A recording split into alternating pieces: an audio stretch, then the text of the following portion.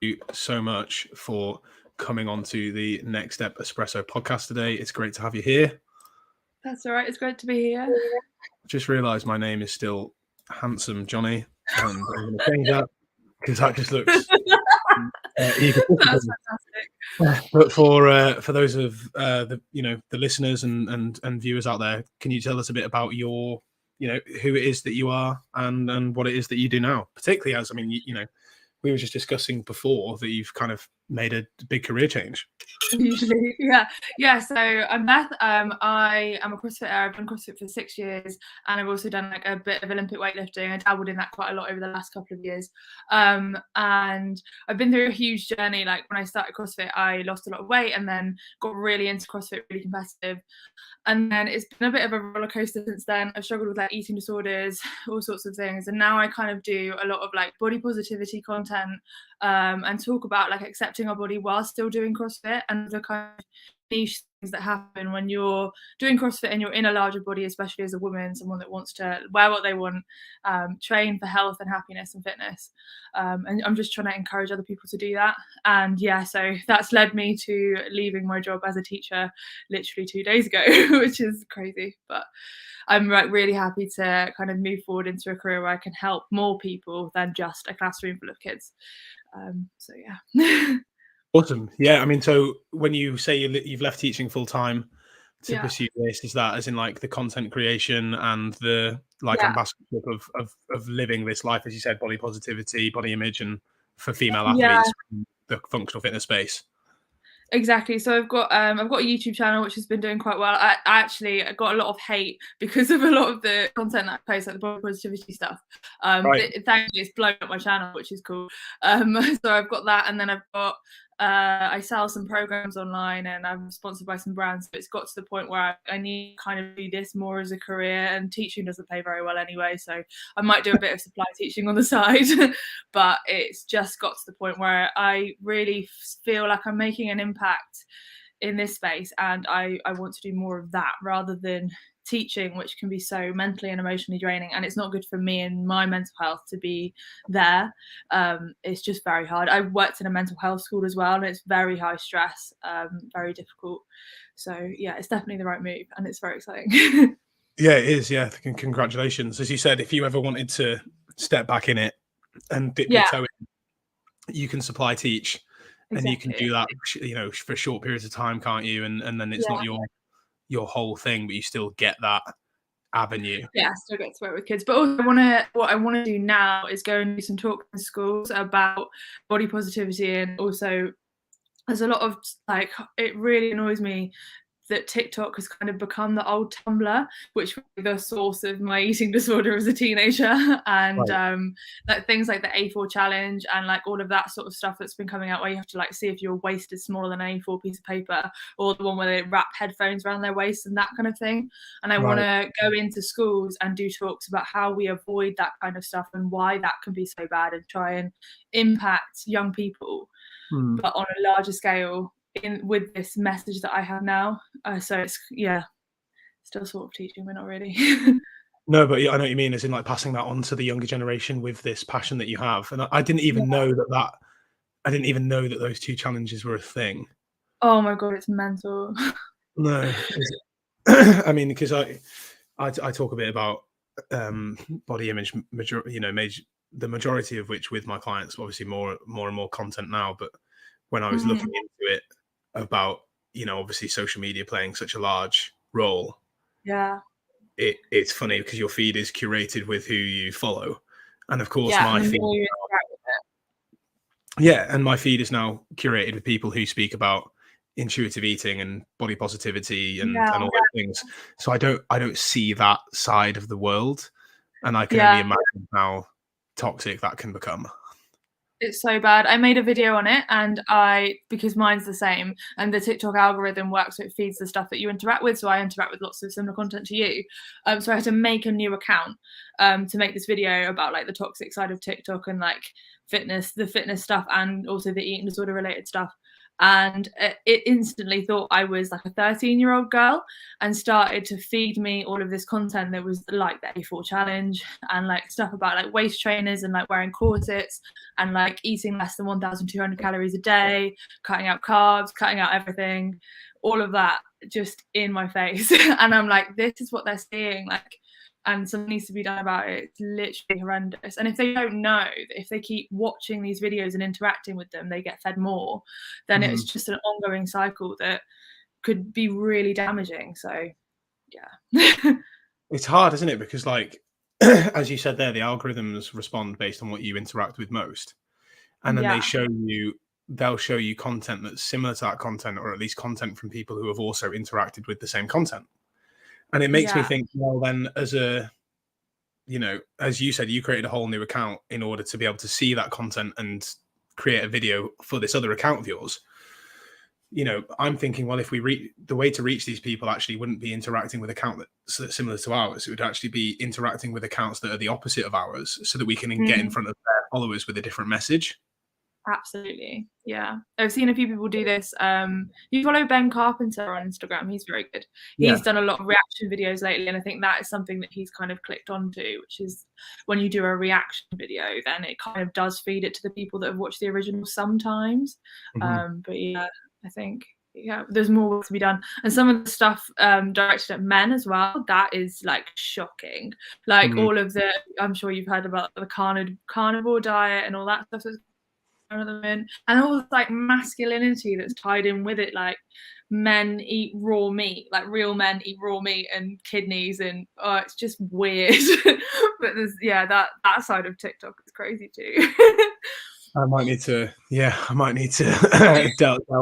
delve deeper into it and start, as you said, doing the interaction with those accounts purely to get in front of their followers with a different message. But I mean, you said that your first experience with eating disorders was when you were a teenager. Yeah. So I've struggled with bulimia since I was 13, right. and and also wanting to be really skinny. I think obviously that is part of bulimia, but I think people really associate that more with anorexia. And I've never been painfully skinny. Like, I have been skinny, but I've never been like alarmingly enough for them to give me support. Do you know what I mean? Like, not under BMI, because I've always had muscle, because I was quite athletic as a kid. And I saw a lot of the stuff, like, the quote, what is it, Kate Moss, nothing better than skinny feels, nothing tastes better than skinny feels. That one was on Tumblr a lot. And then photos of like Effie from Skins with her like hips poking out. That's what I did when I was 13. And I remember seeing all of the photos of me thinking I was huge, when actually I was like a size 6 to 8. I was tiny. But I was just very tall, and I've got quite big, literally big bones. Like, my wrists are big, my ankles are big, my knees have always been the size of all the kids at school. So yeah, it started there. Okay. Really. Yeah. And then how long did that journey last for you then, Beth? Particularly finding CrossFit, I'm assuming in, your mid-20s. How long did that journey with bulimia last before you then found? Mid-20s. Yeah, so it lasted for most of my life. Like, honestly, only in the last couple of years I've started to recover from it. But I didn't realise it was a bad thing. And it was quite normalized in my family. Like, my whole family struggle with eating disorders, so it was just normal for me. And my whole family have always been on weird diets. Like, my mum was on like Atkins and like the cabbage soup diet, and like anything you can think of, she's been on it. That was just my life. And then so I went to uni and gained quite a lot of weight, and also started to struggle with mental health and lots of other stuff. And then I got into CrossFit because of my mental health issues. They were like, you need to start doing some exercise because it will help you. So then I found CrossFit and I loved it, and I was like obsessed really, really fast. And it was really helping my mental health. It took me from like rock bottom all the way to just feeling okay generally. And then through that, I started to lose weight through a calorie deficit, and it started off like fine. It was not unhealthy. It was not extreme. But I got addicted to that, I think. And it was, so obviously I hadn't even acknowledged by this point that I even had an eating disorder. It was just always there. And it was like bulimia obviously is throwing up your food. And that was just a coping mechanism for me when I felt overfull. And I was like, that's fine. Like, because it was normalized in my family, like, which is really bad. And now I realize how bad that is. But yeah, so that kind of stuck with me. But through my weight loss start CrossFit wasn't present at all, and I had kind of recovered from bulimia, but then I started to get so obsessed with weight loss that I started to restrict my calories more and more and more. And you know the whole the CrossFit quote that's like, eat foods that don't support body fat or something like that. Eat foods that support performance but not body fat. I took that very literally. So any bit of body fat that I saw on my body, it had to go, and that's what I started to like focus on. So I really body check, take loads and loads of photos, and literally compare myself like week to week, or even day to day. I'd weigh myself every day, and I was just trying to get skinnier and skinnier and skinnier. And I thought that was related to performance, but it wasn't at all. And actually there was no purpose to me losing my body fat, and that led to me like losing my period, and my hormones went all out of whack. I didn't realize that was so bad until recently, when I found out that actually levels of body fat in a woman can cause stuff like infertility and like osteoporosis and all of that sort of stuff. So yeah, I had no idea I was doing so much damage. No, and when it's not spoken about a lot, why would you? Exactly. You know, because you were. This is where people sometimes think it's like, you know, facetious to talk about language, whereas actually language can be taken very literally in a lot of senses. And as you said, if you take that nutrition prescription as gospel of, okay, well, eat adequate amounts to support performance but not body fat, you're going to think, oh, well, body fat therefore is wrong, and that's the thing that I need to avoid. And particularly what I found in CrossFit is that it's very easy to get body dysmorphia in CrossFit because of the amount of people who compete who are very lean, as a combination of their genetics and their, you know, their high workload. So then if you're seeing all of those people, you just think, well, I need to look like that, and anything else is not acceptable or is too big or too fat or whatever. I always thought I'd never look like an athlete either. Like, I'd go to big competitions like Strength and Depth and thought I look completely out of place here. And I actually wasn't completely wrong. Like, there were a lot of people that were a lot bigger than me, a lot more jacked than me, and a lot lower body fat. But what I found super interesting is, so Strength and Depth, it was like Inferno pairs specifically. We came third in that competition, and I looked nothing like everybody else. I was skinny. My sister was like skinny too, but she wasn't like massive, and neither of us were super lean. But the aesthetics and the looks like did not translate over to performance. We were beating people that looked way fitter than us. And I started to realize around then that it actually wasn't at all tied to performance, and it was more of an obsession with like physique. And I think it's, like you said, it's so easy to fall into that. Especially, I think we see a lot of like CrossFit media like really like showing off how people look, when actually CrossFit is about what we can do. It's not how we look. But there are those lucky people that look, I don't know, super lean with like a six pack. But I don't ever really want that now. No, and that's the thing. Like, I think there are a lot of contradictions with a lot of companies' way that they position themselves. You know, because CrossFit talk about the lifestyle of people who go to regular classes and be like, hey, like, look at this, you know, this guy doing his first pull-up, or look at this guy who used to be on medication who's now off of it, and look at this granddad who can now squat, who was struggling to sit down on chairs and stuff. And they claim to be all about that, but actually all of the documentaries that you see are all about the games and the fittest on earth. And as you said, it petitions these behemoths of nature rather than showcasing everything else. And as you said, like, then everything you see about a CrossFit athlete is like, oh, it's either as jacked as Rich Froning or as, you know, as ripped as Tia Claire Toomey. And then you think, you associate that with, oh, well, so that's what I have to be like, do I, to be healthy, because this is about being healthy. Whereas that's not health. And it's not even peak performance. It's just the fact that they sit at that level of body fat.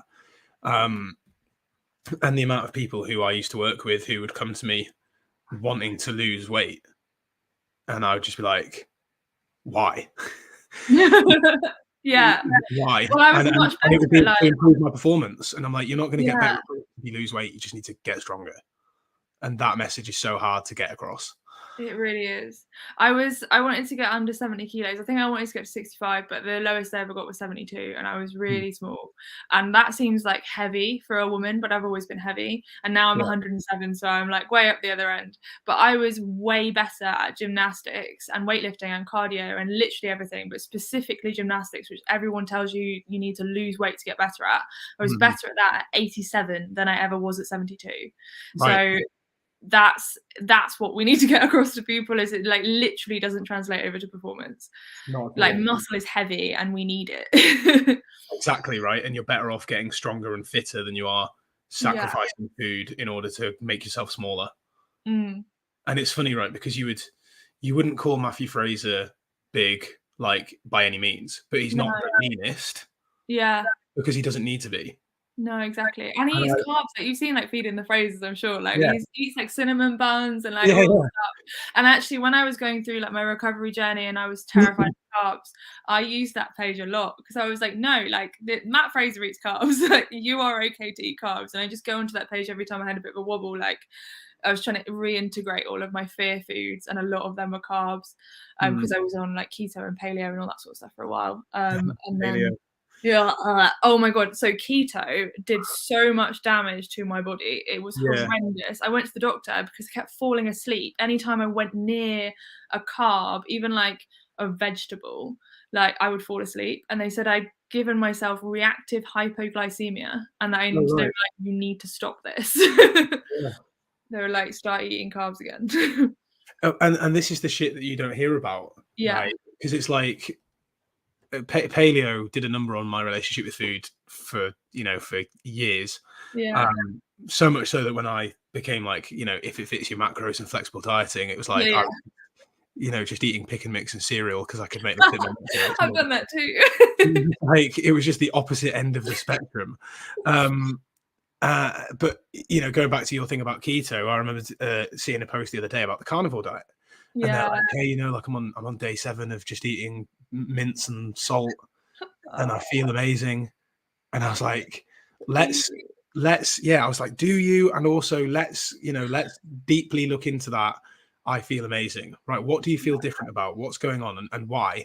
And I actually sent them a paper. I sent them a paper as well as like some actual anecdotal evidence of people who had done carnivore for more than 7 days, where like their blood panels had completely gone to shit, their energy levels had gone to shit. And it's like, we need to look at these messages rather than like, hey, I did keto for a week and I feel amazing, therefore it's amazing. It's like, no, it's not.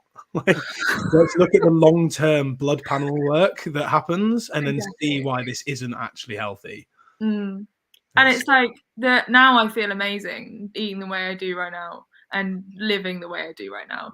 And I wonder if it's because I felt so shit before. Like, obviously was struggling with bulimia, and then also like struggled with like eating, like binging large quantities of food. And then when I was at uni, didn't eat a vegetable for years because I hated them. So like my relationship with food before dieting was bad. So I wonder if dieting made me feel better because I was eating vegetables and because I was like maybe doing something, but I didn't realize how amazing I could feel if I didn't do the horrendous diets. So I wonder if it's just that. Yeah, it's almost that journey, as you mentioned, of like, okay, if you have a bad relationship with food as a teenager or an early adult, and you're not really eating a lot of vegetables, and you're drinking a lot of alcohol and not really sleeping a lot, and then and you're not exercising, and then you find exercise with a strict diet, you're kind of getting thrown into that deep end of like, okay, I'm exercising a lot, I'm sleeping better, and I'm eating loads of like veggies, and it's all 100% natural. But then you find the middle ground, and you're like, oh, the middle ground feels even better than that did. Yeah, exactly. Yeah, that's the journey. It's coming out the other side of that really strict diet to think, oh, actually, I feel even better now that I can choose to, have a cookie or a donut or cookies, It's everything. smoothies for me right now. I was terrified of drinking calories because they Yes. tell you not to do that. And like Yeah. recently I was like really craving like fruit juice and smoothies and everything after a workout. And in my head I was like, can't do that, can't do that. I'm like, hang on, where's this come from? I'd kind of forgotten that Yeah. I'd stopped myself, and I was just telling myself that I hated fruit. And I don't really like eating fruit, but I love drinking fruit. But I was just like, no, you can't do that. It's liquid calories. And I was like, Mm, I need to stop this, and just started mm. making myself smoothies. And now I feel amazing, like Yeah. legitimately You'll be amazing. getting all of those, those vitamins and minerals that you just weren't having. Yeah, and they go straight in, like straight after my workout, and I put protein in there as well. So I'm getting like a nice, like balanced bit of fuel straight after, and I recover so Yeah. much better, and I just feel great. And it also is quite filling because they tell you Yeah. that liquid calories aren't going to fill you up, but they do. It's honestly right, the shite that we used to believe. Because Yeah. I mean, I even remember doing, when I was doing my nutrition education and stuff, and we looked at the satiety index of foods, and they were like, look at these liquids that are actually very filling. And you're Yeah. like, interesting, because you don't hear about that in the literature. It's very much don't drink your calories so that you don't, Mm. because it's not going to be as filling as having a fibrous meal. And it's like, well, actually, there are, certain liquids that also have a satiety index attached to them. So, Yeah. and it's all individualized, and your body knows, this. I think the psychosomatic effect of dieting is one of the more important factors, because I think if you tell yourself you shouldn't drink your calories because they won't be filling, you're going to think that even more.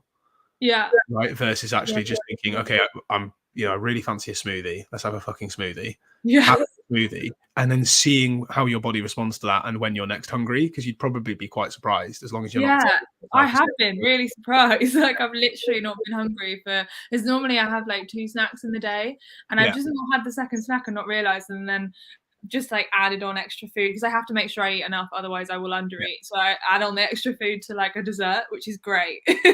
yeah, yeah. Well, there you go. Yeah. How did you move?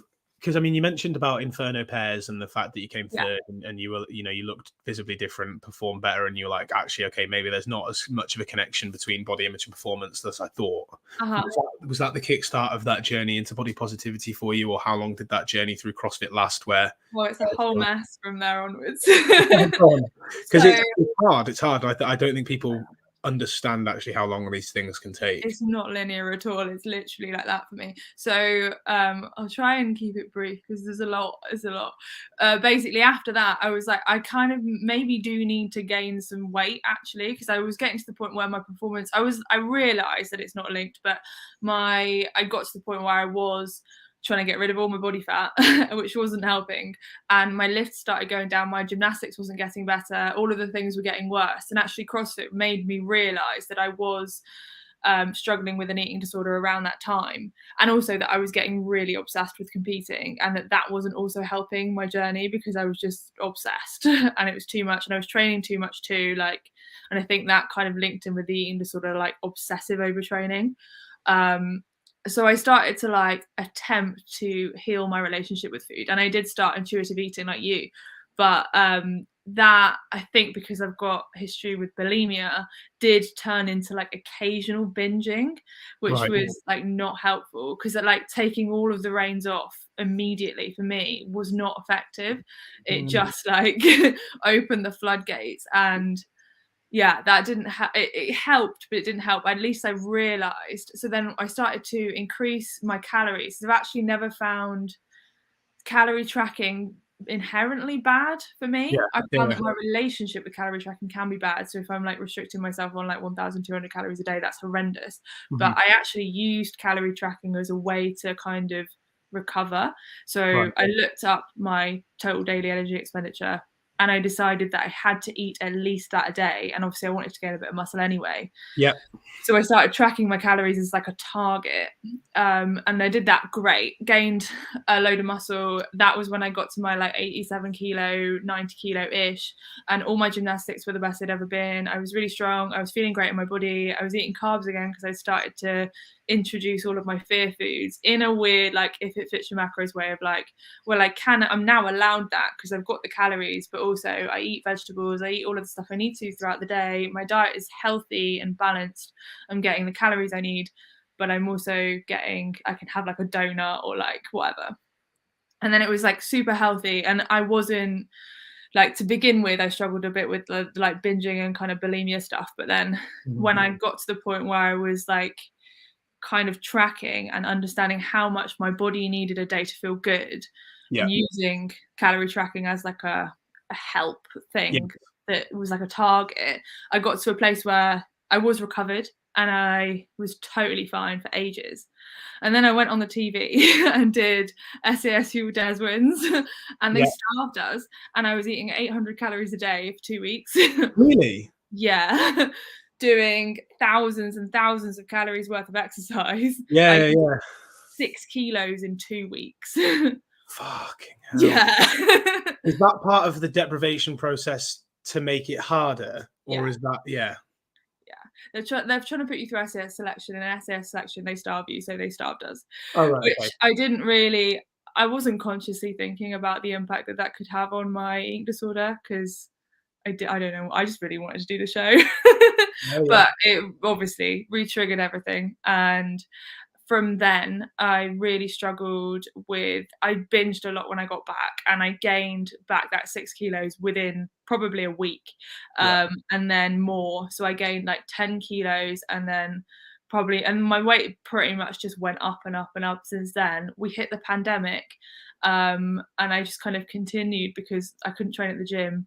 Then I moved house, so my training went out the window, which caused a massive dip in my mental health. And when I feel out of control, I eat to like help my emotions. So now I'm 107 kilos, which is a lot heavier than I was. But through that time, I had to kind of accept that I needed to work on my relationship with food. And maybe I can't get to the gym because gyms are shut, but it's okay if I gain weight, because actually recovering my relationship with food is more important. And I can always lose weight again if I need to. And I'll probably lose weight again anyway when I go back to the gym, which kind of has started to happen. But so I just sort of took the reins off, and I was like, I don't even care. What I'm going to do is, and it's really unconventional, is just use this as a way to start accepting my body for what it is and what it can do, rather than what it looks like. And that's where the body positivity stuff started coming into it, and realizing that I feel healthier when I'm not struggling with an eating disorder, and when I'm like really repairing my relationship with food, because there was still work to do. Because like that's the other thing. People are like, I get a lot of hate because I've gained weight in eating disorder recovery, but then it's like, and it's way healthier than having an active eating disorder. But people don't think that, which is frustrating. No, and if you know, I've been reading. Do you know of Dr. Joshua Woolrich? Oh no, I don't think so. You should follow him.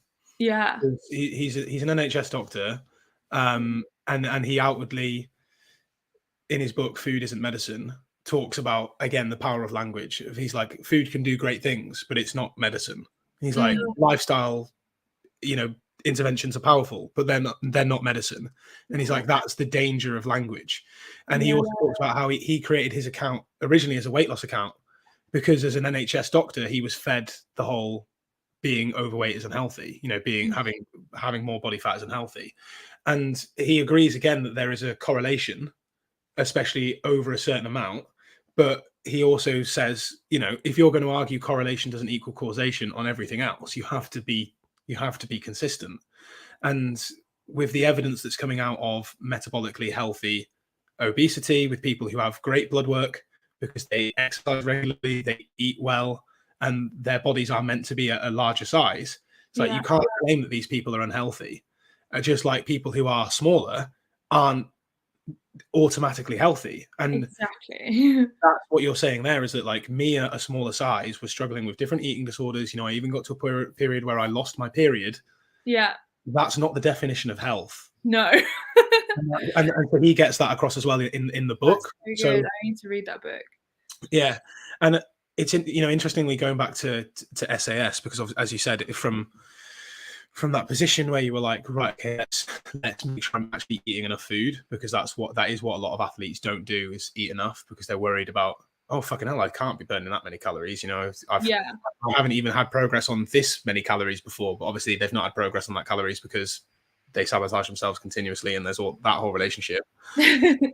But then when you'd gone through that stage of eating enough and feeling great and going through SAS, it's interesting how that 2 weeks of starvation led to such a massive relapse. Yeah. Have you ever heard about the Minnesota starvation study? No, I don't think so. Maybe, but so the Minnesota starvation study is actually used by calorie deficit wankers to claim that starvation mode doesn't exist. Right. Say, right, look, you can't undereat because look at these people who lost weight. It was a starvation experiment that was done in the wartime. Yeah. Where they starved men because they wanted to see how to refeed people properly from prisoner of war camps.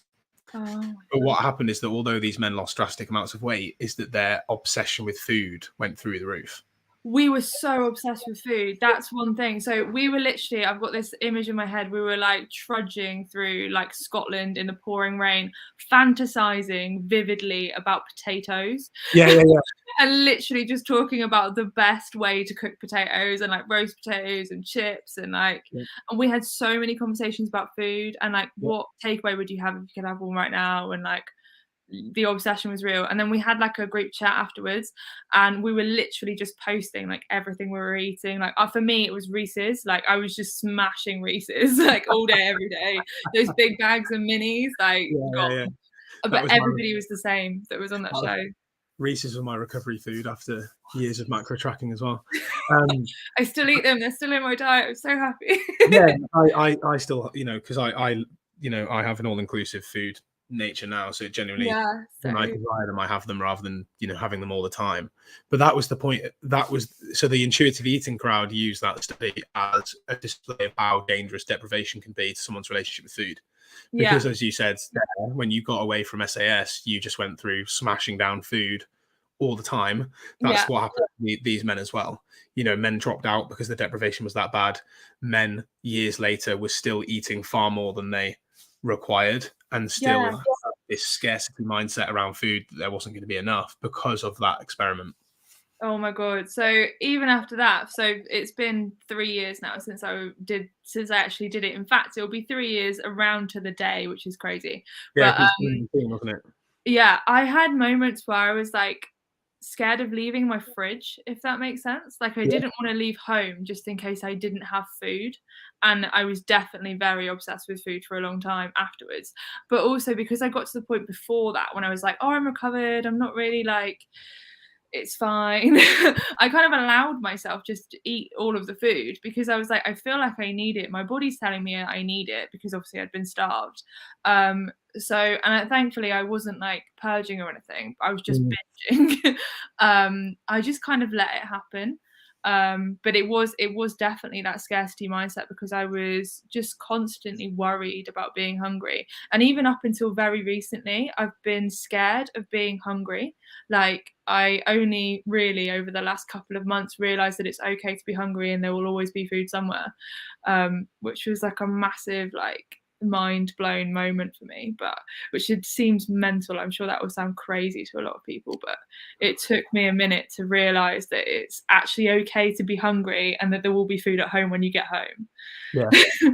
I don't think that sounds crazy at all, particularly if people have also had that same situation of maybe being on different diets.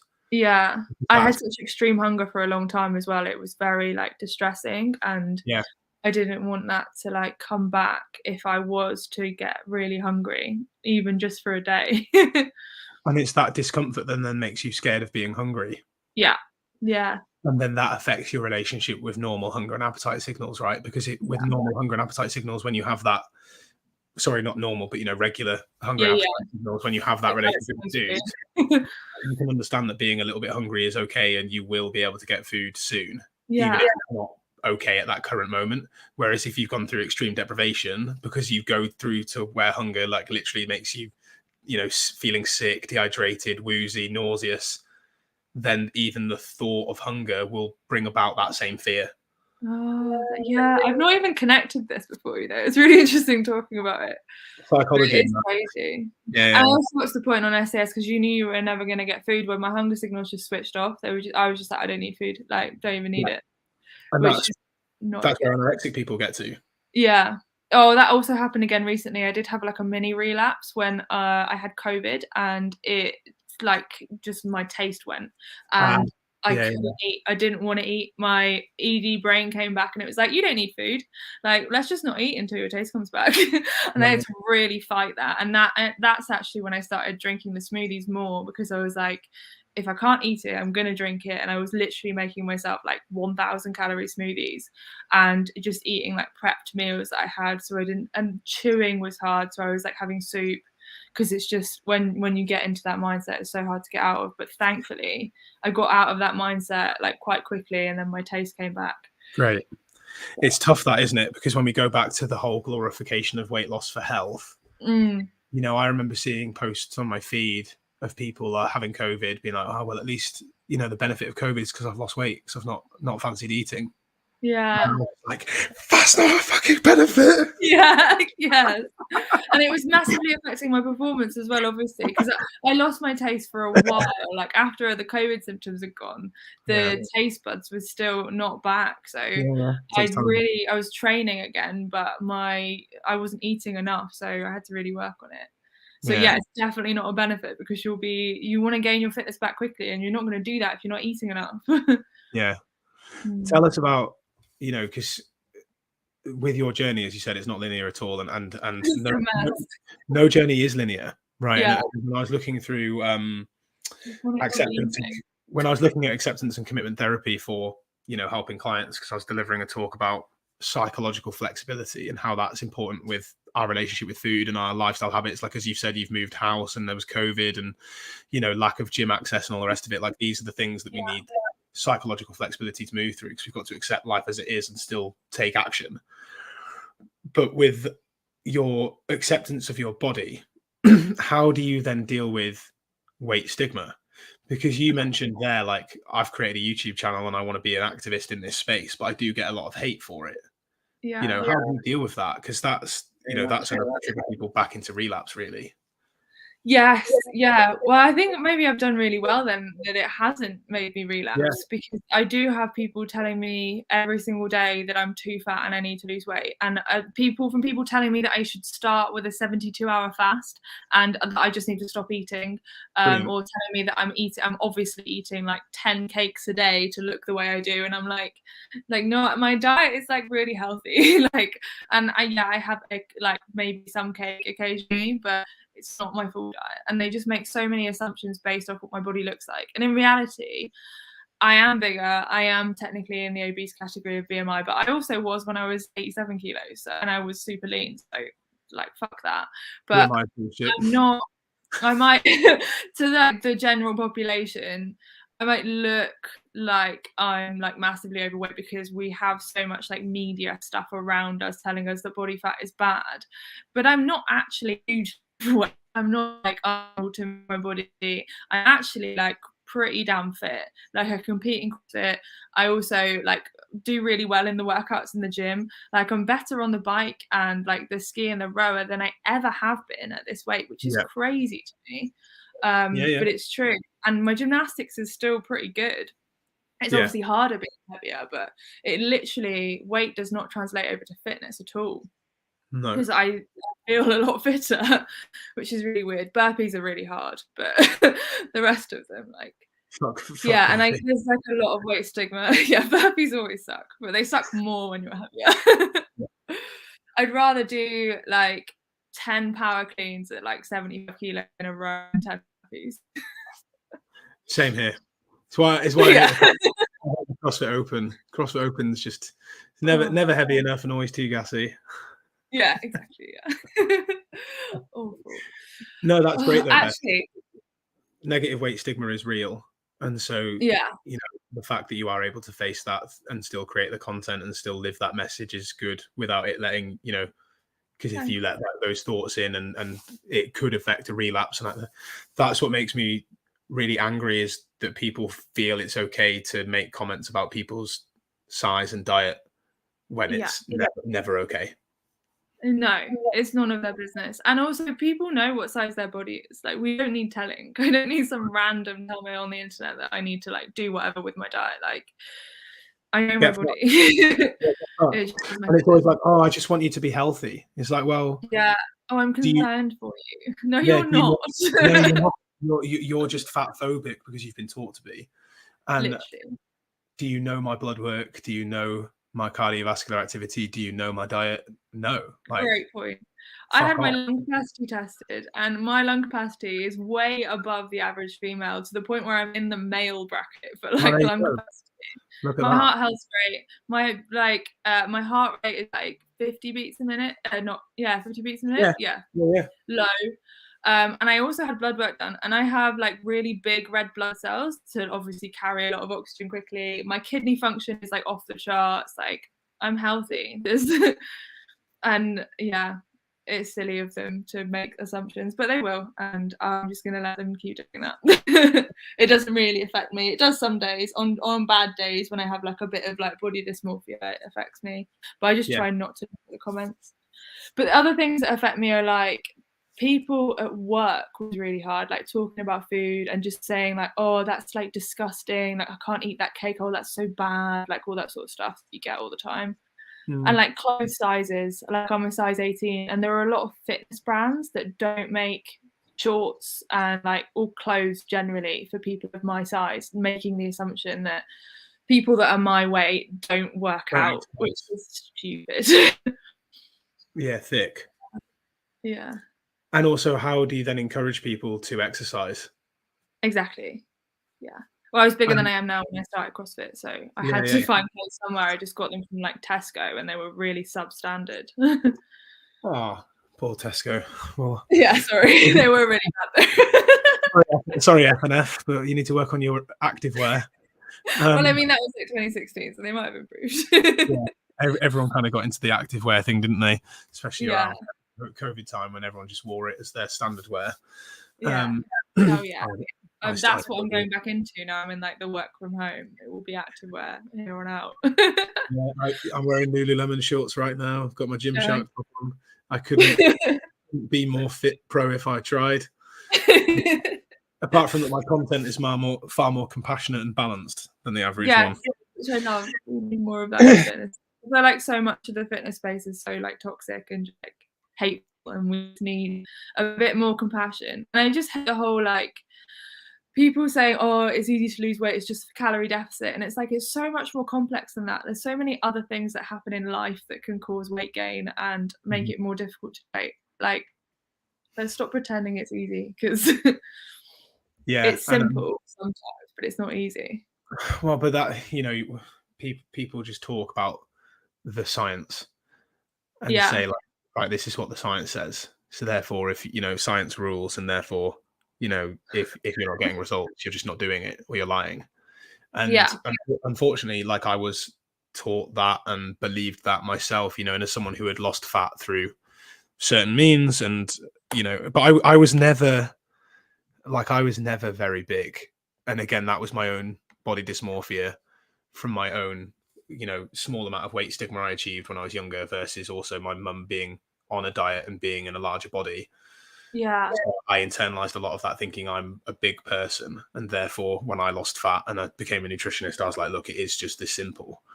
And actually, when I then got more education and did a lot more inner work and work as well, to see the complexities that go into it, plus also people's the body's incredible ability to fight back against any type of starvation, in terms of the lowering of metabolic rate and increase of hunger and all the rest of it. As you and I have both been in smaller bodies and have come back to being in slightly larger bodies, it's like you can't fight where your body wants to sit. No. So it's not just as easy as calorie deficit, and everybody that says that are people who have always been slim, have always been active, and probably never struggled with food or any of that. Maybe grown up with a really good relationship with food. And never have struggled in their lives. And that's what, I don't know if you saw the Precision Nutrition reel where they talked about, not everyone in a larger body is unhealthy, just like not everyone in a thinner body is healthy. And that was their exact statement. That was the new. Not everyone. Didn't it take it down? They took it down. I managed to do a stitch with it before it got taken down.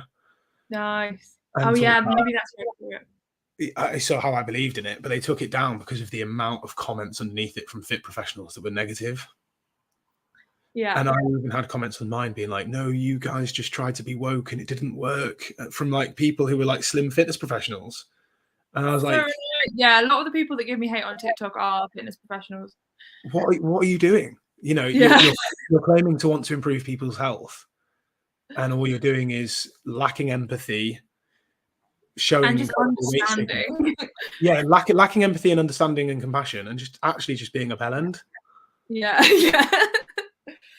Yeah, it's true. And like for me, it was easy to lose weight at one point in my life, but that point in my life, I wasn't struggling with anything else, and I just found CrossFit. I was loving it. My mental health was great. Like, yeah, it was as simple as a calorie deficit, but that is not the case now. Like, life changes, and back then, I was one of those people who was like, it is as simple as calorie deficit because that is how I felt, but it's not true. No. And also, Beth, you know, like how I had this obsession of being sub 85 kilos, never got there, despite being like incredibly lean at the time. You know, my performance was pretty low because I was in a calorie deficit. And I was having horrific binges outside of that as well, despite being on quite what would be subjectively high calories. But that's because I was also very active. You know, my body has rebounded back to where it is now. And I'm in a place where I don't count my calories. I eat intuitively, I exercise, and I'm active without making it obsessive. You know, I still have the priorities of my family and my work. That's where your body is supposed to be then, because otherwise you're forcing it into a different shape through means that aren't natural. And that's when I did a lot of the reading and research into disordered eating. I was like, holy fuck, actually, most of the fitness professional have got disordered eating. Yes. That's quite a hard pill to swallow. Yeah. Yeah. And like all the food rules they put around stuff as well, like clean eating. That's my I hate that so much. It makes me lose respect for people. I massively it's fight. Just a lot of it is just encouraging disordered eating habits. Well, it's orthorexia. Yeah. It's genuine orthorexia, and it's funny how you talked about bulimia, because I was on the bulimia podcast the other month, because we were talking about there's the purging of bulimia, but there's also the excessive exercise of bulimia. Yeah.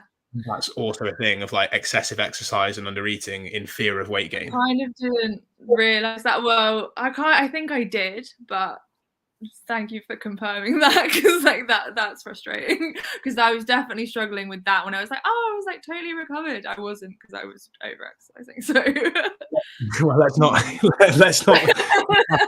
too much. I think the benefit is now, Beth, of where you are now, and the fact that you're in a position where you're, you know, you can look back at that honestly and say how far you've come now. You're in a position where you're making the content that you're making and you're living the life that you're living, and you're able to do that despite negative comments, which shows that you're much more recovered and stronger, which is great. And then it's living that life now and continuing to be the ambassador that you're wanting to be. So where can people find your channel and find your content? So I'm Sporty Beth on Instagram, TikTok, YouTube. Was that the dog? Yeah, sorry. Just as we were finishing, my partner came through the door and the dog's barked. Sorry. So Sporty Beth on Instagram. Yeah, Sporty Beth. Yeah, or it's like Sporty Beth CF across it, because somebody else has taken Sporty Beth without that. So those fuckers. And we'll put a link to that in the YouTube channel in the show description for people as well. Thank you. Thanks for coming on. It's been a great chat. That's all right. It was great to talk to you. It's so cool to speak to somebody else that has similar experiences, like also within CrossFit too. Really cool. Thank you.